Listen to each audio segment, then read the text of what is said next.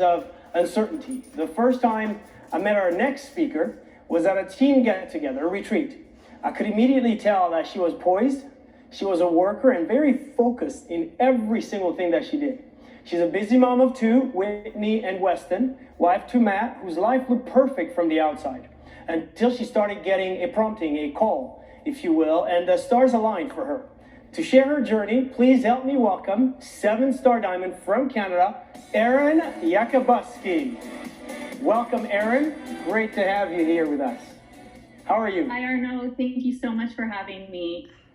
Erinn, it's great to have you here, and I'm excited for people to get to know you and hear your story. So let's go to the beginning. Before Beachbody, can you share a bit what your life really looked like before being a coach and a customer with us? Before Beachbody, I was a human resources manager working full-time with the government of Canada in the Department of National Defense. I was that go, go, go, crazy busy mom. My kids were 5 and 7, and they're both in rink sports. My son plays hockey, my daughter plays ringette, so we're at the rink quite a bit. I was that mom that was giving. You could often find me at like 5 o'clock on a weeknight, rushing through the grocery store, trying to find something for my kids for dinner. But ultimately, my life was that picture perfect. I had the successful career, amazing kids, the hot husband. I had everything, but I was totally exhausted and completely personally unfulfilled.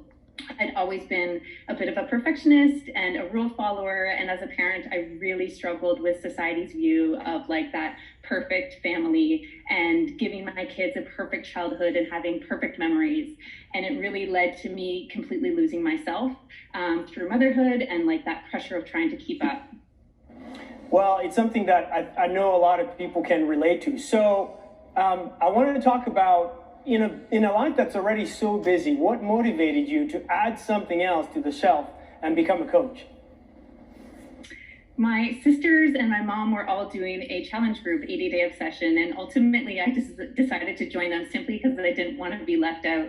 And I knew of the coaching opportunity, but I was very hesitant to join it. I already had a really big and successful career. I didn't want to be judged by my colleagues on social media, and I just really didn't have time for it.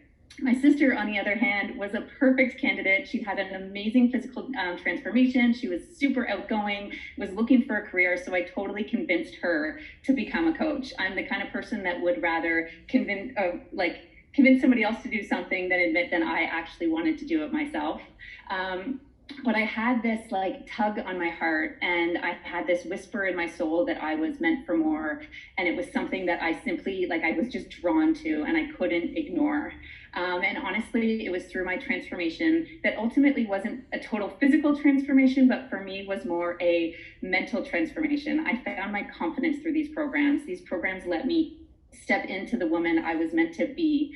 And through that, I really discovered that I was meant to share it with other people and meant to inspire other people who were in a similar place as me. Well, you haven't looked back since. You've built a terrific business. You've inspired a lot of people. So let's talk to us about how you've gotten to where you are today, a lead coach, 7-star diamond, and a thriving team. Yeah, my sister and I have built the Sisterhood together, which is a beautiful community, a lot of working women as well. I worked my ass off for this, I'm not going to lie. Last year at Summit, I had the pleasure of witnessing my sister walk the stage as a 2-star diamond, and I was a diamond coach sitting up in the nosebleeds.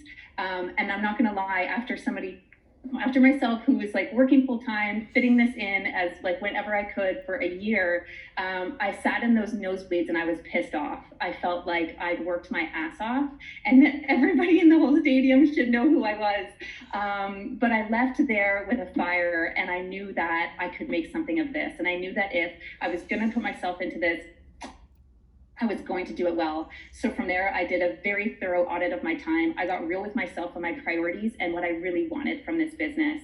So I really started sacrificing things in my life. I stopped doing lunch hours.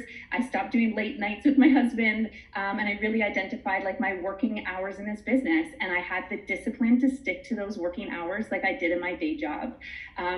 I like to say I'm not a time management guru. I'm simply disciplined, and I stuck to what I committed to do. Ultimately, I had unwavering belief that I was going to be successful in this, and I went all in on it. I really want to say that it's my discipline to sticking to my office hours, my patience in seeing like my relationships through, and giving like my challengers the time to see their transformations through, and the time for them to become Beachbody believers and want to join me as a coach, and really just having that commitment to this business. Over the last few years, building this business with my sister has been an absolute joy, and creating the Sisterhood together with her, with a bunch of other very powerful working women, has been an absolute dream come true. I'm so blessed for this opportunity. Well, Erinn, congratulations. And you're doing it while still holding a very busy job, for the government, and, working from home as well. So congratulations to the Sisterhood, and thank you for taking that first step in faith. It's changed a lot of people's lives. Thank you, Arnaud. All right. Thank you so much, Erinn. I appreciate that. Let's move on now to our second